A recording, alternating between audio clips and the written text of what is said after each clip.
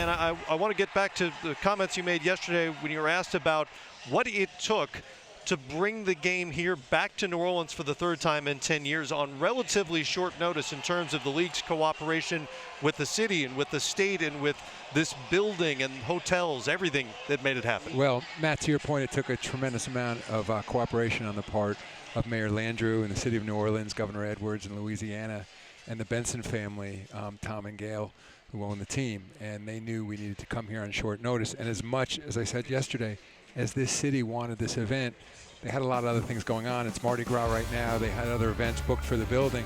But I think there was a sense, because the league had been there for them after Katrina, they knew we were in a bit of a jam, and we had short notice and needed to relocate the All-Star game. So they moved mountains. Somehow they made it work, and what usually is a multi-year planning process happened in essentially a month. We do not have CBA stuff to really talk about here, which is a good thing. We've got continuous basketball on the schedule through 2022 because owners and players ratified the new collective bargaining agreement. So two-part question for you. First of all, how much better does the commissioner of the NBA sleep with this behind you? And secondly, what residual matters are there that you could talk about even though the deal has been signed? Well, I sleep much better is the answer, and I think it's any commissioner's dream is to have long-term labor peace, and we've had that now. And I actually spoke to the players. It was just in the locker room speaking to East and West, and when I said to them, in addition to avoiding a lockout, and Michelle made that point, that getting a deal done well before the expiration also has enormous benefits to the business because we can plan. I mean, we've had other cycles of collective bargaining, both these gentlemen have been involved, where we got the deal done without a lockout, but it was done at the last minute. And as a result, we had to cancel all kinds of plans because we didn't know if the season was going to start on time. We didn't know if we could play international games. So it's enormous benefit to the business. And also, there's just a sense of partnership. I think you can feel it here over the weekend in New Orleans. You can feel it when you're talking to the players, when the legends are in town, that people are saying what a terrific partnership. And that's the way it should be. And so it's labor peace, but it's a special kind of peace. It's one where there's a really good feeling for both sides. So I couldn't be more pleased about that. And what we are talking about, one of the other things I mentioned yesterday, is the age issue always comes up, the so-called one-and-done issue. And currently, of course, it's 19 is the minimum age. And our stated position in collective bargaining has been that we'd like to raise 19 to 20, and their stated position is they'd like to lower 19 to 18. And when I said to Michelle, it was clear neither side was going to change their position in collective bargaining, and especially if the goal was to get the deal done early. This is one of these issues that it's not best done just in an adversarial manner across the table because it's a zero-sum game. It's the same number of jobs and the same amount of money from a player's standpoint. I get the philosophical point about it's an additional restriction on players if you prevent players from coming in at a younger age. But what Michelle and I both agreed is let's get done with collective bargaining, and then outside the so-called bright lights of collective bargaining, let's sit down with a task force, let's bring in some outside experts, let's get the view of understand what's happening in AAU basketball, what's happening in college basketball. So for these young men who are the so-called one-and-done players, which in the scope of overall basketball is a very small number, let's talk about what we should really be doing. And I'm saying I'm coming in open-minded, the owners are coming in open-minded, I think the players feel the same way, and figure out what's the best solution for everyone. You know, Adam, like you said, you and Michelle, just congratulations, because I know in the past when you got to All-Star game, that was kind of the tension of what's going to happen going forward. So kudos to you guys. The question I would have, since that's behind, people still talk about expansion of franchise. Where do you guys both stand on that, and what do you think? Well, you know, I just say from the league standpoint right now, it's not on the top of our agenda. I think people are very satisfied with a 30-team league. And, of course, with expansion comes potential dilution of talent. I mean, I got Noah as a team owner right here. I mean, part of the issue is it's hard enough to put together a high-caliber team when there's 30. Right. If you have 31 or 32 teams, those players have to come from somewhere. And so, one, there's a talent issue. And second is an economic issue. And I think sometimes people don't understand this. They hear about these big expansion fees, and they say, oh, wow, you divide that by 30, and that's a check for every team. But you're also giving up revenue over time because that television money is now split with 32 partners instead of 30 partners.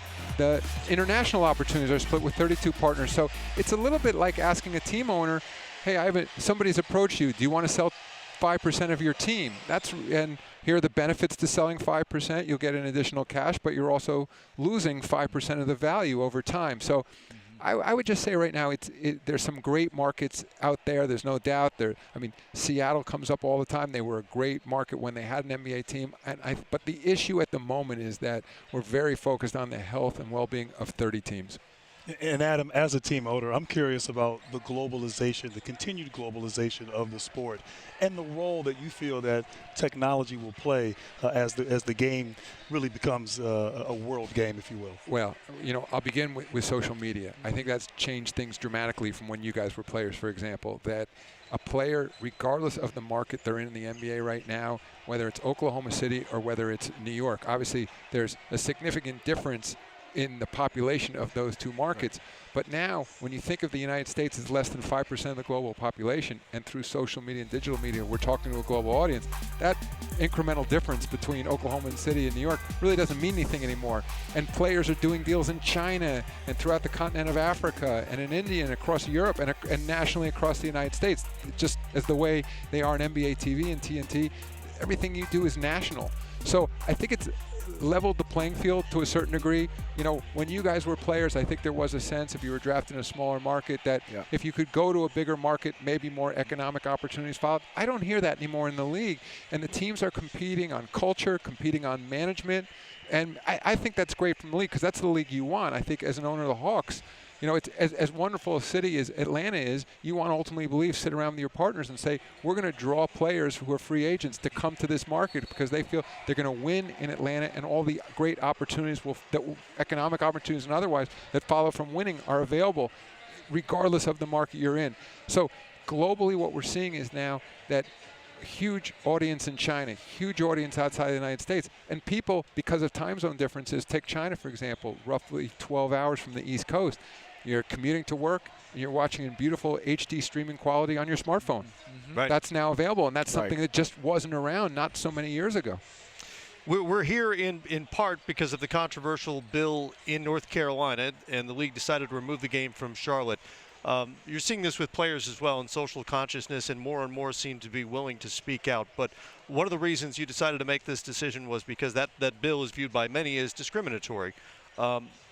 How difficult a decision is that to make on a political basis and a fairness basis to remove such a large event from a particular market? It was an incredibly difficult decision to make. Number one, Grant and I, of course, both went to college at Duke in North Carolina. North Carolina historically has been known as a very progressive state, and while it seems political to some, I would say it was a values-based decision, and it's the values that have existed in this league when you guys were players and long before I got involved. And I think those values of being an inclusive league, of a league that stands for equality, were paramount here, and that we found ultimately that this law in North Carolina was inconsistent with our values. I will say, because it's come up, people said, well, are you waging an economic boycott against North Carolina? And I'm quick to point out that we're absolutely not, that we have a team in Charlotte, North Carolina. We have a development league team, now soon to be a Gatorade league team in Greensboro, North Carolina, and 29 teams will travel to North Carolina this year and stay in their hotels and eat in their restaurants. I think there's a different standard for a special event, like an All-Star Weekend. It's a celebration. And what I heard loud and clearly from members of the NBA family, and that included players, that included partners, that included legends of the league, that they would not feel comfortable celebrating around the All-Star festivities in North Carolina. But it was a very, very difficult decision to make. We talked about it a lot among ownership. Ultimately, it was a decision I had to make, and I feel for Charlotte, because Charlotte was the city that originally passed this ordinance that was then overturned by the state. Right. And so they are suffering as a result. And I would say there's been a change in leadership in North Carolina since then. There is a new governor in North Carolina, and I am hopeful that there will be change in legislation. We're willing to work through a compromise as well. I've indicated that in North Carolina so that we're in LA, of course, next year for the All-Star game, but we're holding open 2019 to return to Charlotte. You mentioned yesterday that you've spoken with Governor Cooper about that possibility sometime soon, perhaps as early as 2019.